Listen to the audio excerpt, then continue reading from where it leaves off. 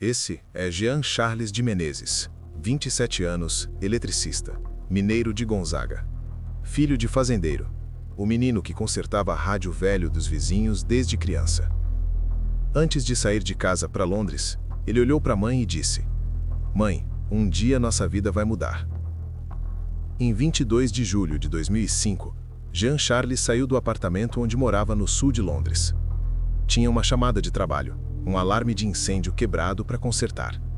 Pegou a mochila com as ferramentas, desceu as escadas e atravessou a porta do prédio. Foi o último passo que deu como homem livre. Jean Charles cresceu numa propriedade rural em Gonzaga, uma cidade de 5.000 habitantes no interior de Minas Gerais. Desde pequeno, enquanto os outros brincavam, ele consertava. Rádio, televisão, qualquer coisa quebrada na vizinhança passava pelas mãos dele. Em 2002, aos 24 anos, Jean chegou a Londres com uma mochila, um diploma técnico e um sonho simples: juntar dinheiro, mandar para a família e voltar em alguns anos com a vida construída. Trabalhou em construção, em limpeza e aos poucos como eletricista, o que sabia fazer de verdade. Morava com primos no sul da capital britânica, mandava dinheiro para casa todo mês. O pai, Matozinho, lembra da última visita do filho ao Brasil. Da última vez ele me disse: "Ô meu pai, vou trabalhar mais uns 2 anos para ganhar um dinheirinho e depois eu volto." Ele tinha os sonhos dele, queria comprar uma casa. A mãe, Maria, não queria que ele fosse, mas Jean dizia que tinha de lutar enquanto era novo. Ela cedeu. E esperou. Mas 2005 era um ano diferente. Em 7 de julho, 4 bombas explodiram em ônibus e estações de metrô em Londres. 52 pessoas morreram. A cidade inteira entrou em estado de choque. E a polícia, sob pressão enorme, recebeu uma ordem que nunca tinha existido antes: atirar para matar. 2 semanas depois, em 21 de julho, uma nova tentativa de atentado. Desta vez, as bombas falharam. Ninguém morreu.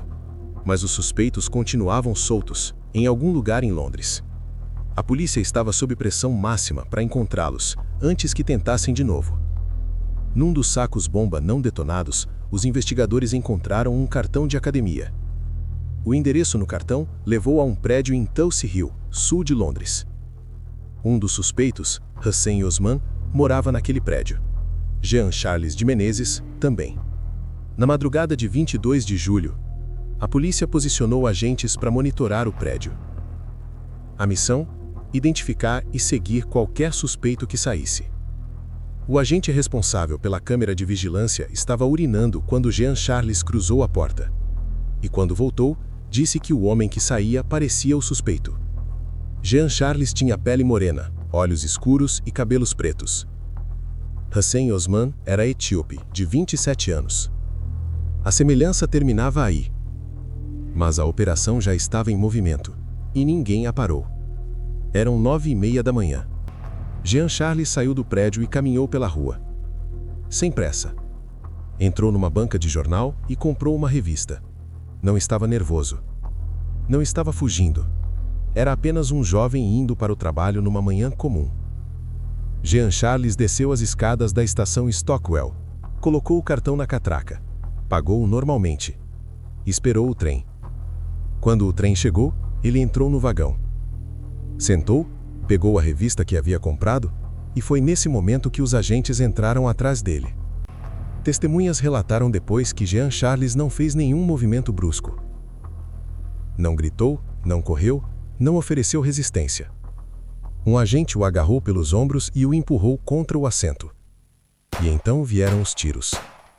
7 tiros na cabeça. 1 tiro no ombro. Jean Charles de Menezes morreu ali, no assento do vagão, com a revista ainda nas mãos, a apenas 40 minutos de casa. Horas depois do ocorrido, o comissário-chefe da Scotland Yard, Ian Blair, foi à televisão. Disse que a ação tinha relação direta com uma operação antiterrorista. Disse que o homem havia desafiado a polícia, que havia se recusado a obedecer ordens, que estava usando roupas volumosas, que havia pulado a catraca. Eram mentiras, todas. O vazamento do relatório da corregedoria semanas depois revelou tudo. Jean Charles não usava roupas volumosas, usava uma jaqueta leve de verão. Não pulou nenhuma catraca, pagou a passagem normalmente. Não correu, caminhou em passo normal. E os agentes que o seguiam? 3 deles disseram nos depoimentos que não o consideravam suspeito de portar bomba ou qualquer arma. A ordem de atirar veio mesmo assim. E então veio o detalhe que ninguém acreditou quando souberam. Em 2014, ativistas rastrearam o endereço IP de computadores que haviam editado o artigo da Wikipedia sobre Jean Charles. Os computadores eram do governo britânico. Os trechos adicionados atacavam os grupos que pediam investigação mais profunda e criticavam a própria vítima. 10 anos depois da morte, o governo ainda tentava controlar a narrativa. Nenhum policial foi processado. A multa paga pela Scotland Yard foi de 175 mil libras, por violação de normas de saúde e segurança. Como se Jean Charles fosse um acidente de trabalho. E a comandante da operação que ordenou tudo? Cressida Dick. Nos anos seguintes foi promovida e chegou ao cargo mais alto da polícia britânica, comissário-chefe da Scotland Yard. Em Gonzaga, a notícia chegou como um raio. Um primo da família, ao saber, pegou um galão de tinta vermelha e foi até a fachada da casa e escreveu: Inglaterra, o terror. A mãe de Jean Charles, Maria, deu uma entrevista anos depois. Perguntaram se ela ainda tinha futuro. Ela respondeu: eles arrancaram a minha alma. Na entrada de Gonzaga, uma placa foi instalada. Ela diz: aqui priorizamos a vida. Terra de Jean Charles, vítima de terrorismo em Londres. Toda vez que o aniversário da morte chega, a prima de Jean Charles, Vivian, vai à estação Stockwell com flores.